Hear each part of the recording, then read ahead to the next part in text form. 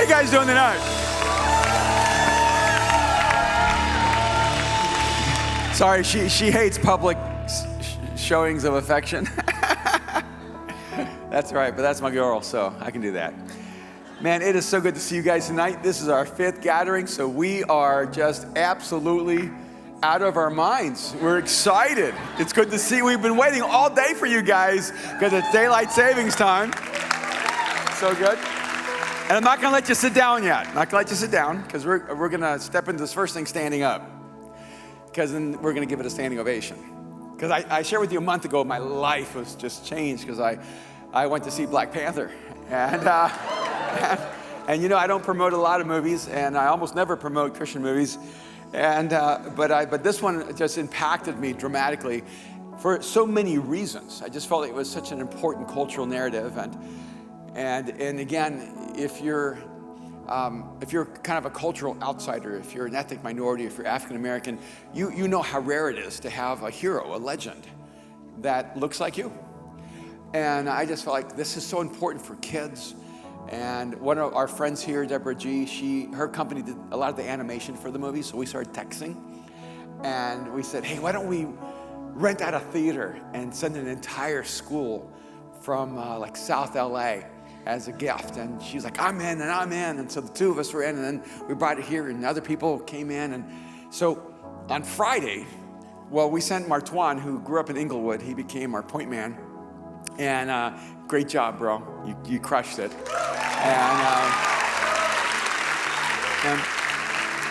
And Pastor Joe and Pastor Jamar went down there, and they picked a school, and 280 students and faculty went to Westchester to see this film, and almost every kid had not seen it. I think like maybe a half a dozen had seen it out of the 280, so it was like their first time experience. So I just wanted you to get a little taste of what happened. Watch with me. Hey guys, it's Joe and Martwan here. We just had the privilege of watching Black Panther with 300 amazing students from Stella Middle School. It was because of you, your generosity, and it was so much fun. Yeah, it was absolutely amazing to see all these kids who probably otherwise wouldn't have been able to see this movie without your support. It was amazing, it was incredible. Check it out.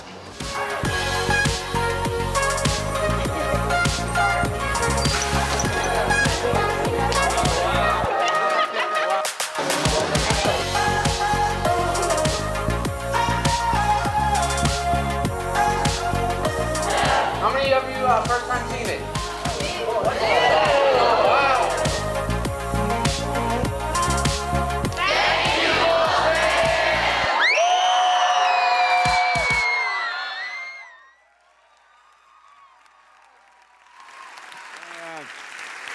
I'm so excited. And my prayer has been that through this imaginary story, these children would have their imaginations provoked to where they would live their most heroic life. That out of the school, the greatest teachers and architects, the greatest thinkers and artists would emerge. That they would begin to imagine a better world, not only for themselves, but for all of us. And that one day, when they're sitting in positions of extraordinary power and influence, they would remember a community called Mosaic in LA that believed in them and gave them a gift of a story that helped them discover their own story. And I just think that this is a beautiful way of being the people of Jesus and saying to our city, we absolutely believe in you, we love you. And by the way, it's not just the great African-American characters, it's the powerful women characters in this film.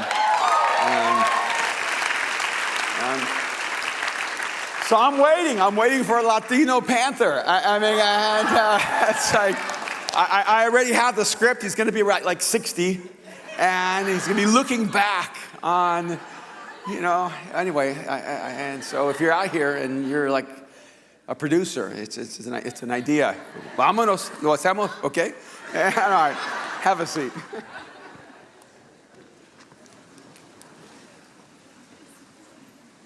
Father, thank you so much for this beautiful night.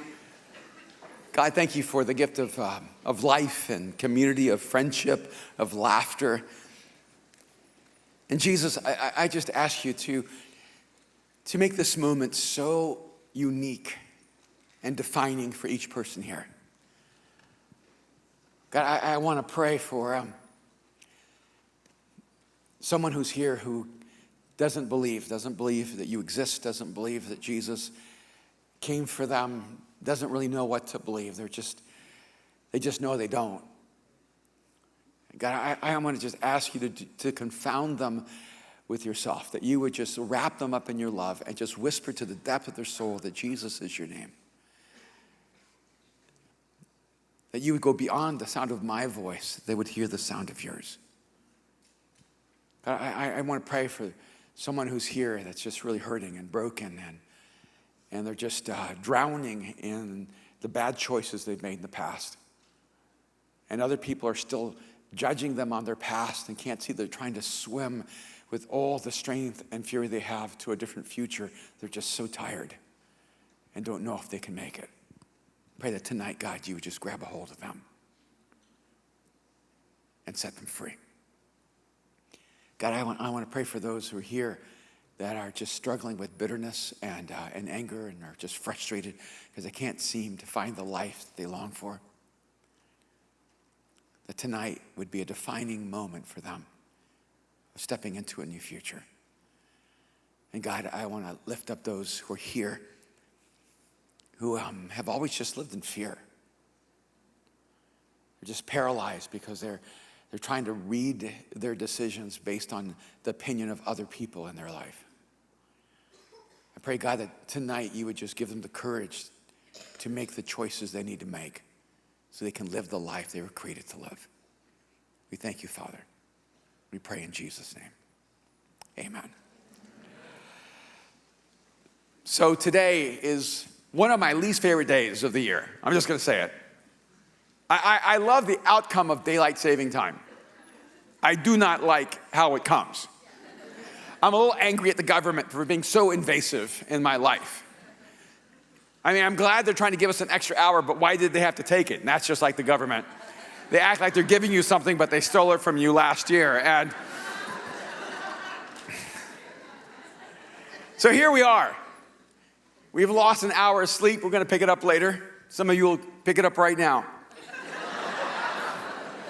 But it was a very short night for me because we went out last night and we met some new friends and we hung out with old friends and we had a great time together. And my wife, Kim, she's usually in bed by 9.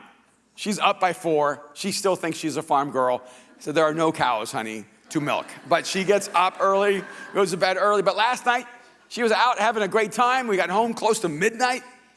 And I was a little panicky because I have to do this today. So I said, honey, when we get home, I need to have that private time where I can focus on tomorrow because I have to really work on my message. And she goes, okay. And I said, good, because you know how important that private time is where I focus on my talk. And now that we're getting home so late, she goes, oh, no, I totally get it. And we got home and I sat down in the living room and she sat down right next to me, which was a little confusing to me because I thought we had clarity. And she just started talking to me. She's been in Malawi. She just wants to hang, talk, be together. I love it, but not last night.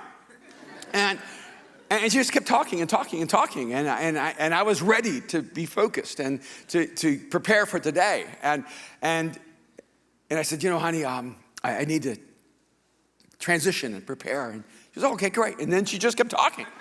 And just kept talking, and it was wonderful. I didn't know how to transition out of that, so I turned the TV on and put it on pause, like I'm going to do something else. And I said, honey, I need to prepare my talk. She goes, you're just going to watch basketball. And I said, no, I'm going to prepare my talk, but you're still here. And it got later and later until it was really early this morning. She went to bed. I thought, wow, this is amazing that she stayed up this late. So I was up early this morning thinking about what to share with you. And when I finally came to my thoughts, which I changed as I came here this morning, I thought I need a few hours of sleep so I can make it through the day. And at 6 this morning, now I want to remind you that yesterday it was 5. So at 5 a.m., because I do not accept it was 6, at 5 a.m., I hear, ruff, ruff, ruff, ruff, ruff, ruff, ruff, ruff, ruff. I'm like, there's a mad rabid dog in our house, in our bed. And I look over and it's her phone.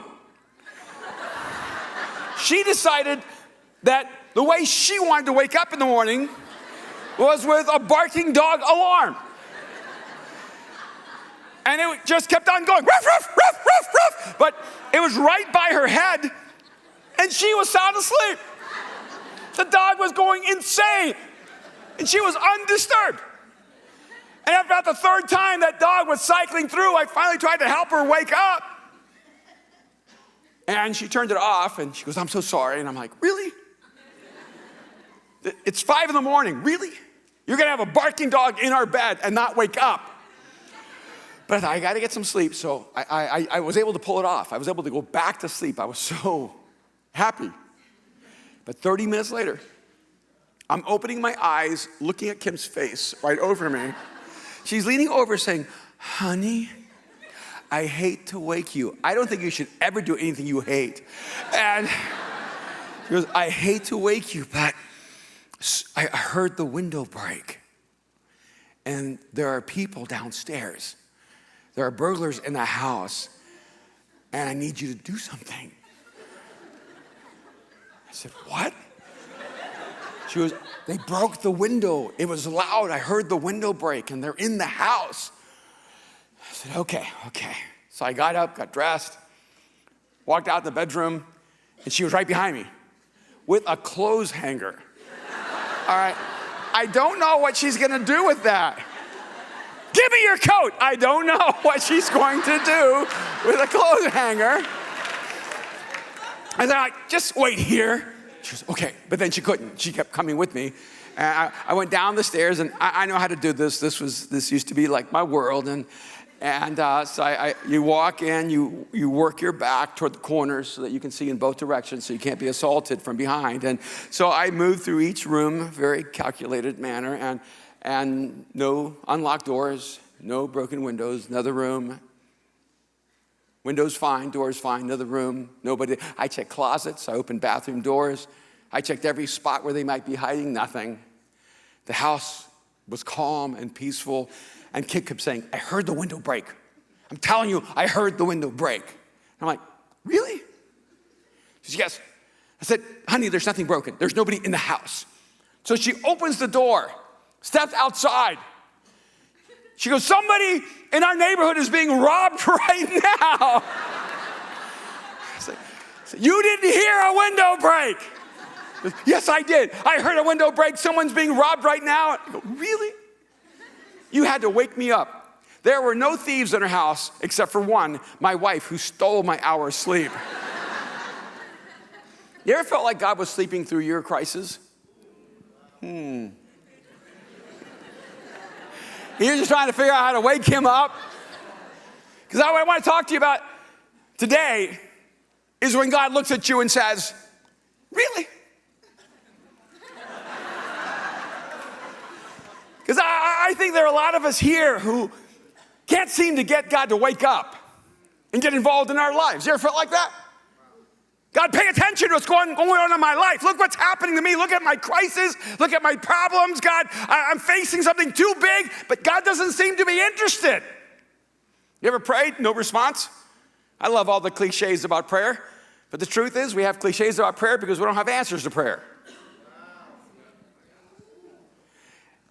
And I wonder if it's possible for God to sleep through your crisis. And then I see Matthew chapter 8, beginning in verse 23. Now when it says he, it's talking about Jesus. It says, then Jesus got into the boat and his disciples followed him. Suddenly a furious storm came up on the lake, so that the waves swept over the boat. But Jesus was sleeping. The disciples went and woke him, saying, Lord, save us! We're going to drown. He replied, really? He said a few more words, but he's just saying, really? You're going to wake me for this? Really? He replied, you of little faith. Why are you so afraid? Then he got up and rebuked the winds and the waves, and it was completely calm. The men were amazed and asked, what kind of man is this? Even the winds and the waves obey him. I wonder if God is sleeping through your crisis because your life is so uninteresting, you're putting God to sleep.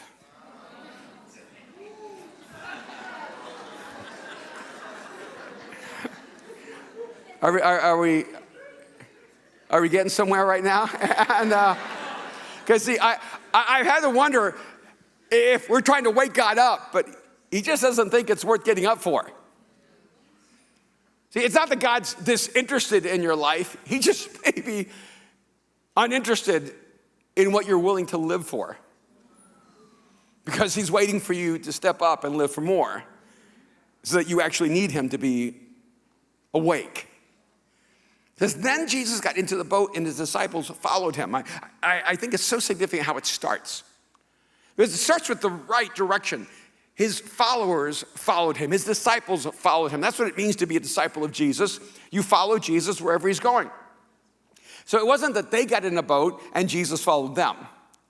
Jesus got into the boat, and so they got into the boat with him. But I think that what's really going on here is that they didn't understand the full implications of what it meant to get into the boat. Because they got really upset later because the boat left the shore. And then they went out into the waters, and then a storm came. And then when the storm came, they became really upset because Jesus seemed to be uninvolved and uninterested in their safety. And he just slept through it. But I think that the question that Jesus would ask us is, well, what did you sign up for? What did you think I was calling you to? See, I think sometimes we start following Jesus, but we don't really understand the implications of following Jesus. I think a lot of us follow Jesus, but all we think we have to do is just get into the boat. But the boat is anchored to the shore. It's tied up with ropes, and we're not going anywhere. And we love being in the Jesus boat as long as it never goes anywhere that might endanger us. And so we get into the boat with Jesus, and then he unties the boat, pulls up the anchor, and goes out into the waters. And we're like, wait a minute. I didn't know that there are these implications to following you. You're going places I don't really want to go.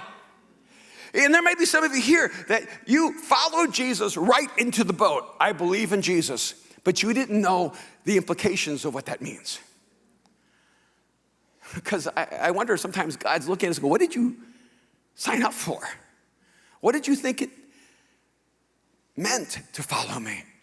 Because then Jesus not only takes the boat out into the waters, but he lets the boat go into the middle of a storm. And it says, suddenly, there was a furious storm. It wasn't just an average storm. It was a furious storm.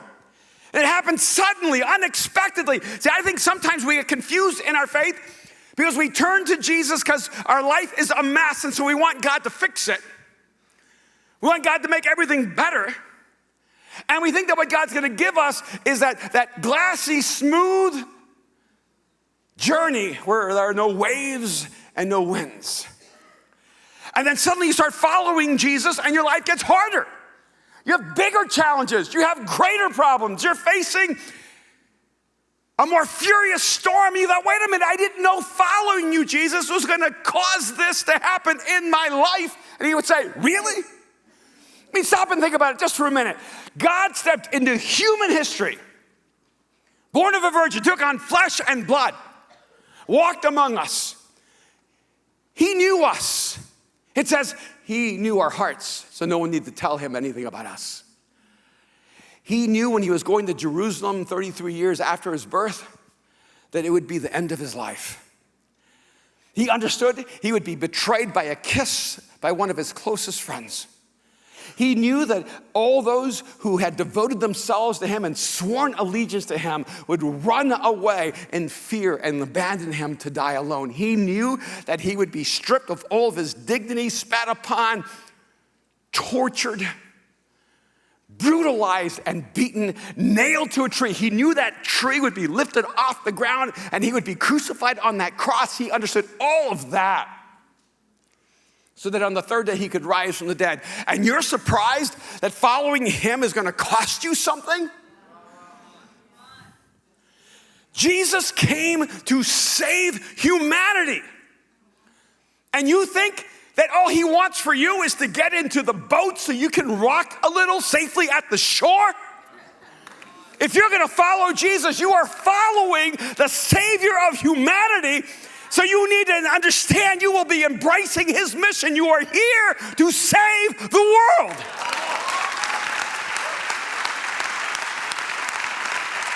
What do you think you signed up for? So it just seems like too many conversations have been about how to get your life just a little bit better. How to have a better dating life. How to get promoted at work. And I think God's like, really? You think this is why I sent my son? You think this is why I allowed him to be brutalized? That you think this is why I allowed those thorns to be pressed against his head? You think this is why I allowed those nails to go into his hands and feet so that you could just live comfortably? Really? What did you think you signed up for? I want you to understand something so that you never are confused, at least here. Jesus came to turn human history upside down. He came to end the war that rages within us. He came to war against our violence and our hatred, our greed, our envy. He came to heal us so that we would love and we could care and we would be filled with hope and joy. And this is the battle that he gives to us.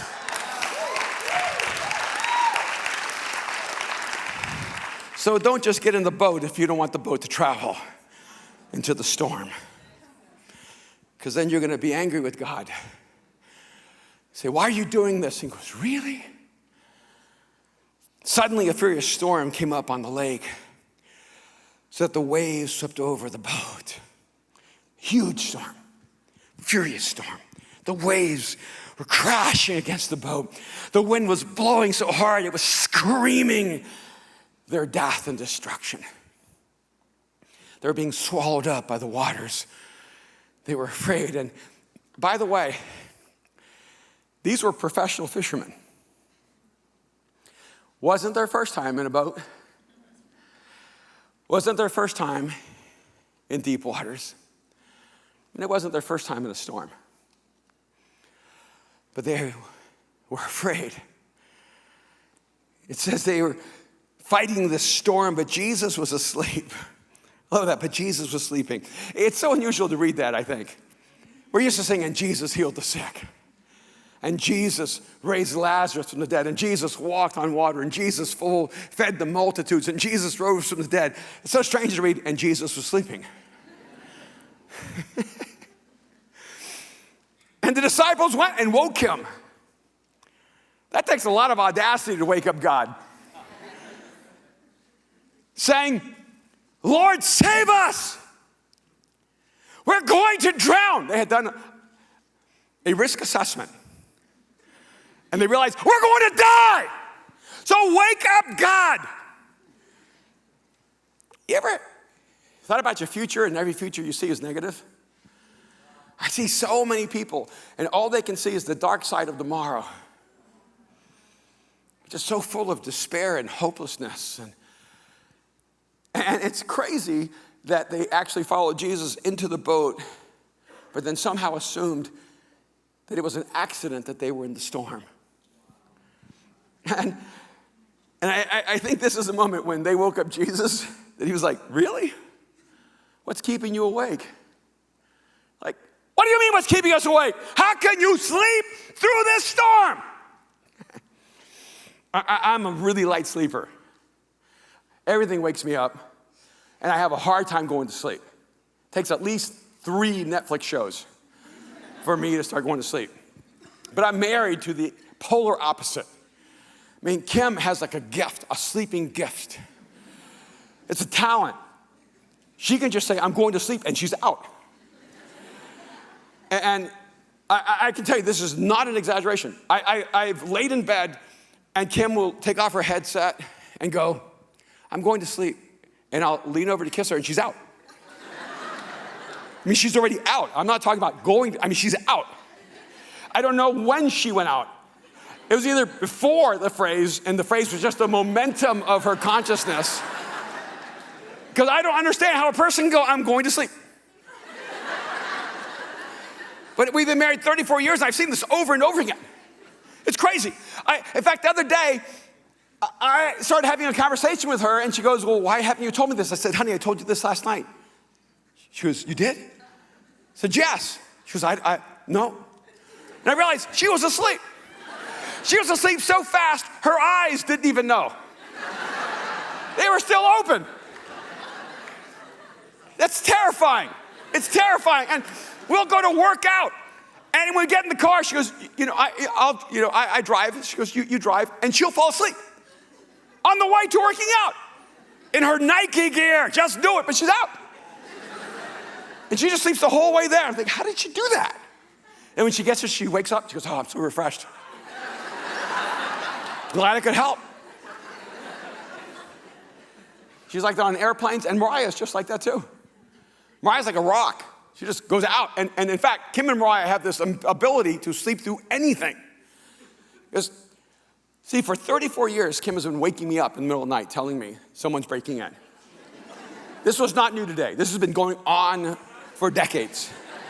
And if someone hasn't broken in, the house is on fire. I smell something. I smell fire. The house is on fire. I smell gas. Kim smells fires and hears burglars. And she keeps waking me up. And I feel like God's going, well, what's keeping you awake? And they're going, the storm! Now, has it ever occurred to you that what's keeping you awake may not even be waking God up? It's just not as big as you think it is.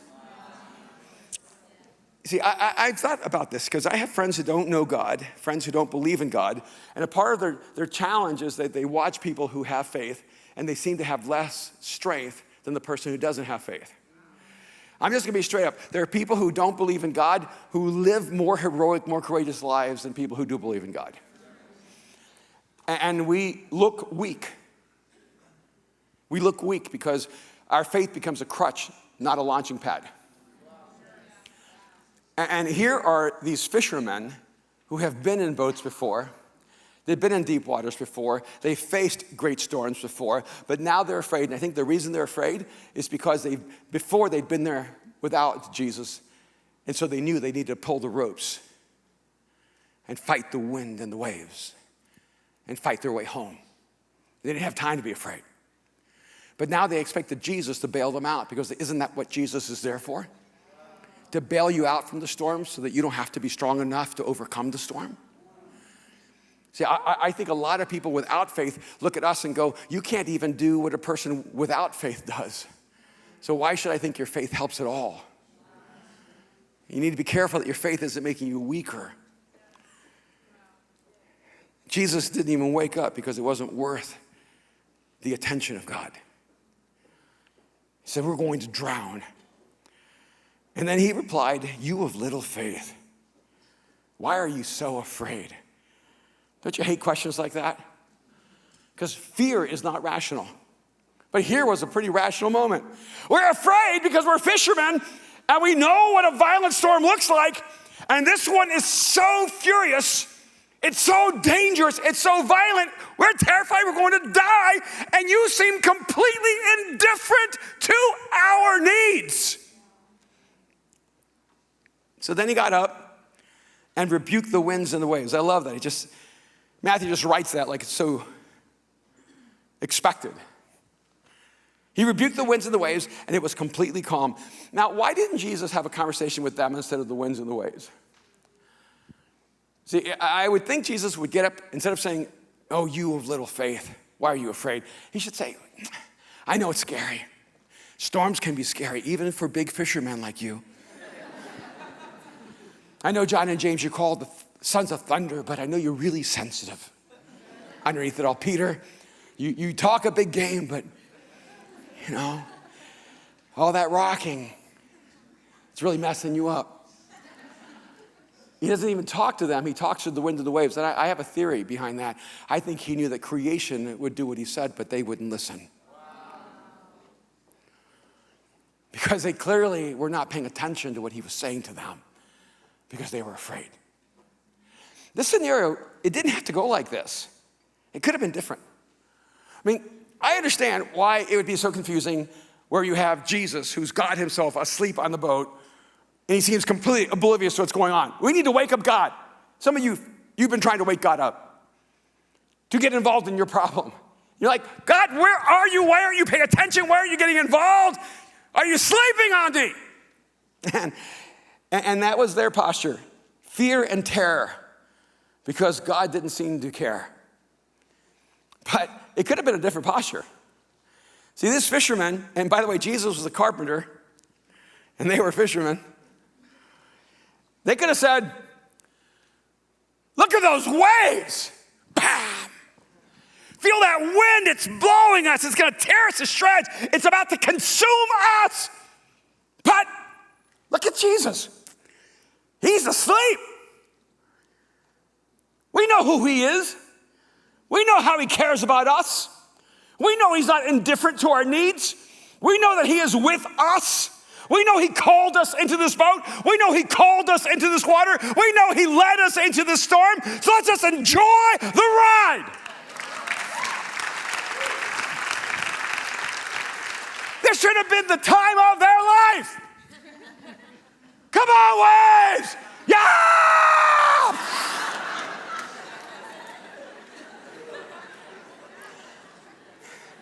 It would have been amazing. This could have been like Thomas's moment. I'm not going to get worried until Jesus wakes up. If he can sleep through this, then I can live through this.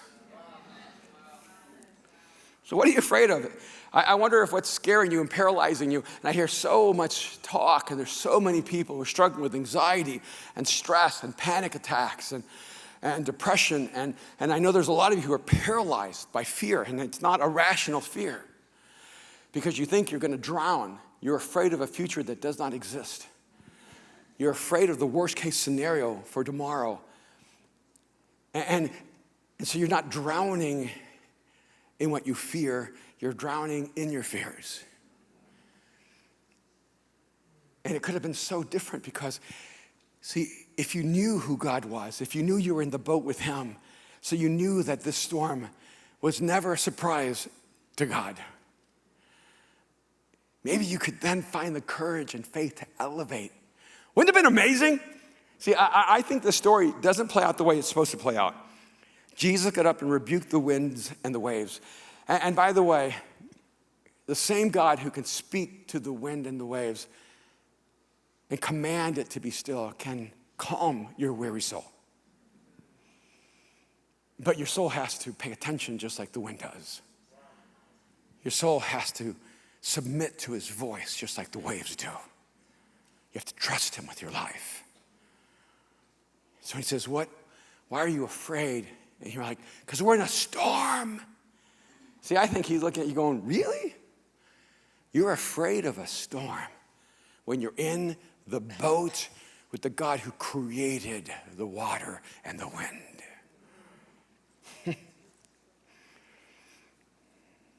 And then the men were amazed and asked, what kind of man is this? Even the winds and the waves obey him. I think this is another one of those, really? You're just asking that question. You got into a boat with a man you don't even know what kind of man he is. Are you out of your mind? Because if Jesus is just a great teacher, you're going to die in the storm. If Jesus is just a brilliant philosopher, get ready to drown. If Jesus is just a beautiful humanitarian, he's going to be screaming right next to you, somebody help! But if he's the one who speaks to creation and creates it, and speaks to creation and calms it, then you're in the right boat, in the right water, in the right storm.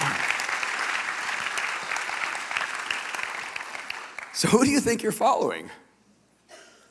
See, if you're just trying to pick up a few life principles from Jesus, I think you better get out of the boat, because this boat is not going to stay anchored at the shore. It's going to take you deep. It's going to take you into deep, deep waters.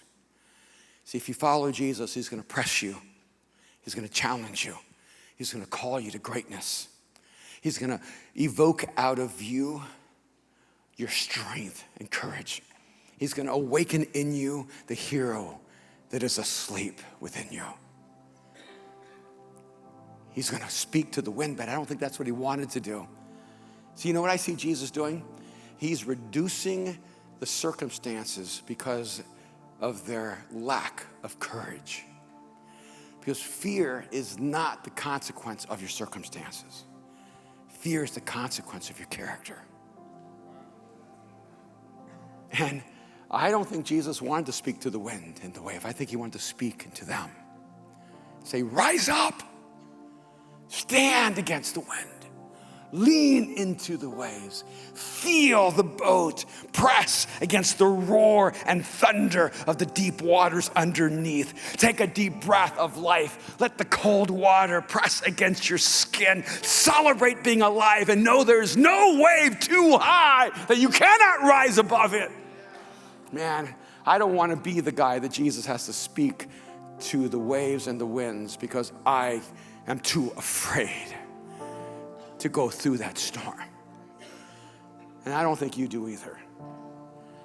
Because your life, it's cutting right through that storm. Your future is in the eye of the storm. That tempest, it cannot drown you. It can make you run, it can make you hide, but it cannot steal from you your future or your destiny. But I love how the story begins. And when Jesus got into the boat, his disciples followed him. That's how the story begins.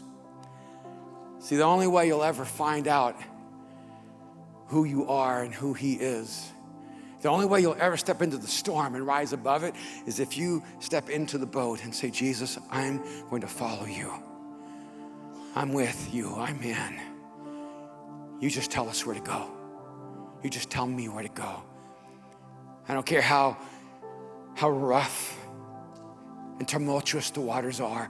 I don't care how strong and powerful the winds are. Jesus, I'm going with you wherever you go. And let me tell you, that's where life begins. That's when life becomes an adventure. That's where you begin to live a life of faith. And maybe you're here right now. This is your moment. You've been standing on the shore and Jesus has stepped into a boat and he's saying, come follow me. Come follow me. And you've been nervous, you've been afraid, because you know that that boat is going somewhere, that Jesus is going to take you into a future that you would never step into without him. But maybe right now you're just done living less, just existing, just surviving, being afraid of the future. Maybe now you're just ready to cross that line of faith and say, Jesus, I'm in, all of me, for all of you. And if you're here in this moment and you're ready to receive his forgiveness, to receive his freedom, to receive his love and his hope. 2,000 years ago, Jesus gave his life for you, but he's waiting for you to give your life to him.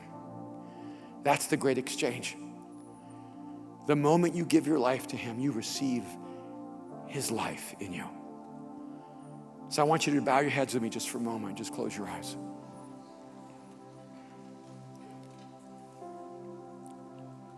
If you're here in this moment and you're ready to cross that line of faith, if you're ready to trust Jesus with your life, if you're ready to follow him wherever he leads you, I want you to pray this simple prayer. It's just one sentence. It's not everything that you and God will talk about. You're going to have a conversation that will last forever. But right now, this is the beginning. Right now, this is the prayer.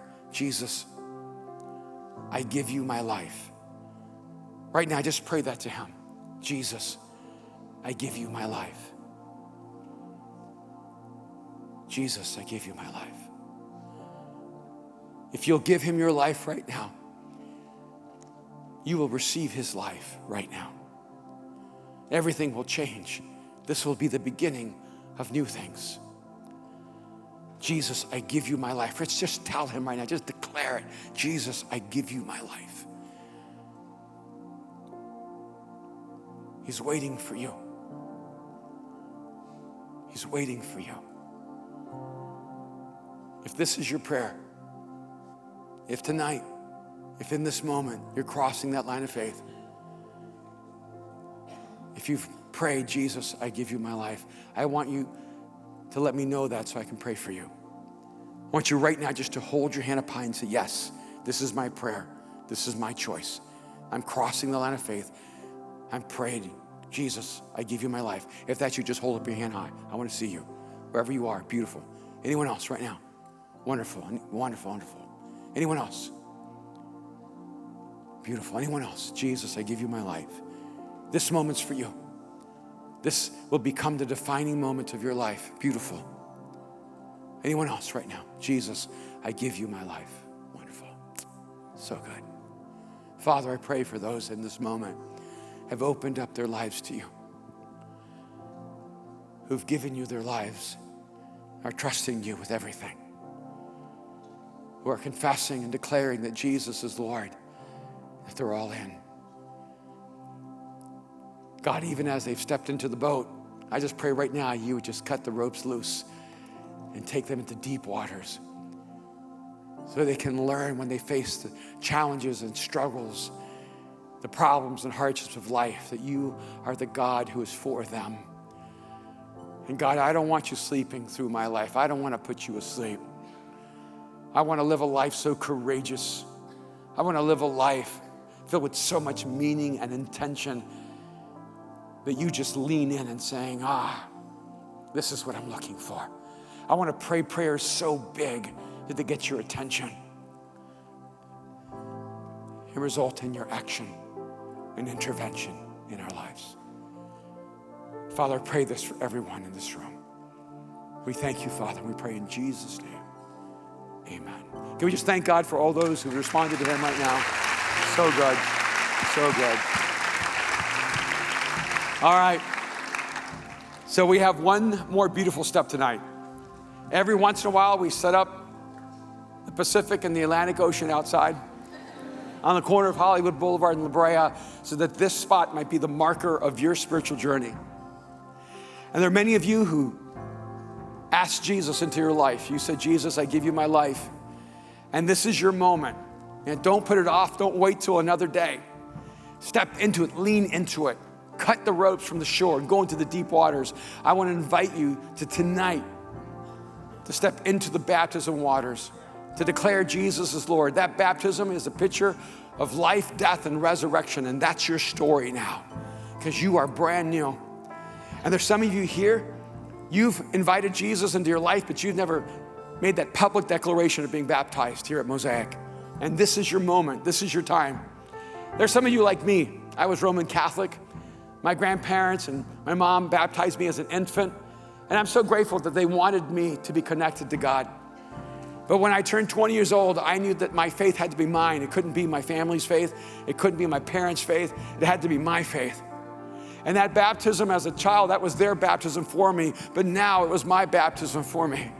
It was my declaration. It was my faith. It was my courage. It was me deciding to follow him who died for me. And there's some of you here right now, this is your moment.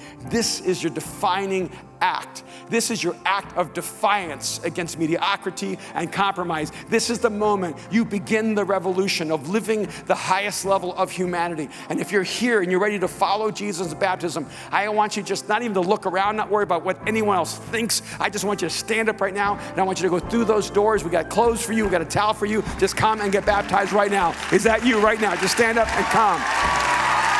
So good. Come on. So good, come on! Come on! So good, come on!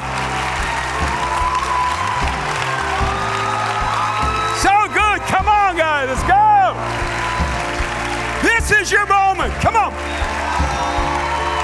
Come on.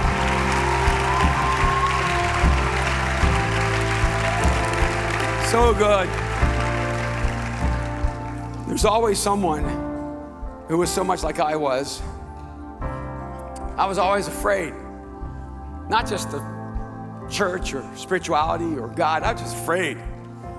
So I missed so many opportunities in my life because right when the moment was there, I didn't have the courage to step into it.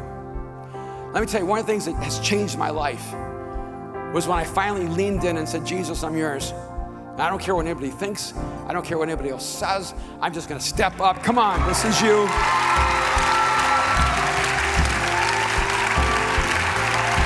Beautiful. Come on. So good. So good. All right, come on. Come on. Come on, let's go. Let's cheer them on. Come on. Come on. So good. Come on. So good. Come on. So good. Come on. Oh. Man. I'm going to cry. So good. This is one of the reasons we do it like this. Because a lot of times, like, church just becomes religion. It's just so predictable. Everybody just does what they plan to do. And, you know, when we first started doing this, our pastors, it was just so, everybody would be so nervous because what about if nobody stands? They go, Erwin, you know, the pastor, what about if no one responds? I go, that's okay, it's not about me. This is not my moment, this is your moment. But I want God to ruin your life.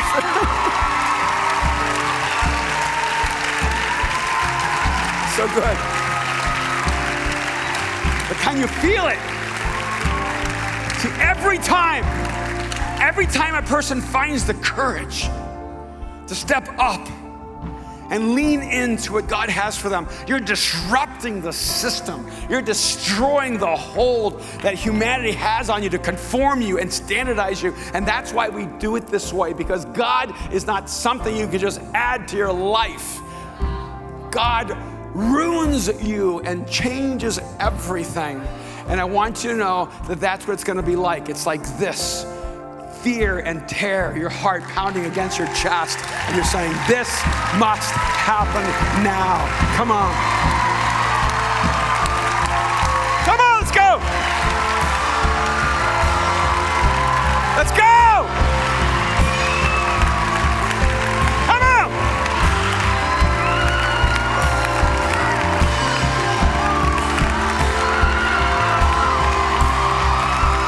Let's go.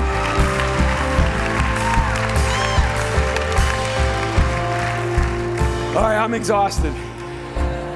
So if you're waiting, just come on. All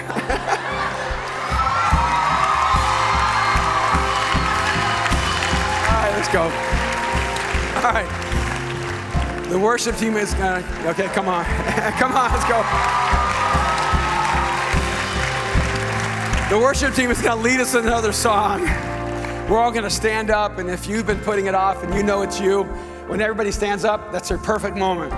You just move fast, go that way. We have extra clothes, extra towels. This is your moment. Don't watch other people be baptized when you know it's supposed to be you. Let this be your moment too. Let's all stand together and worship.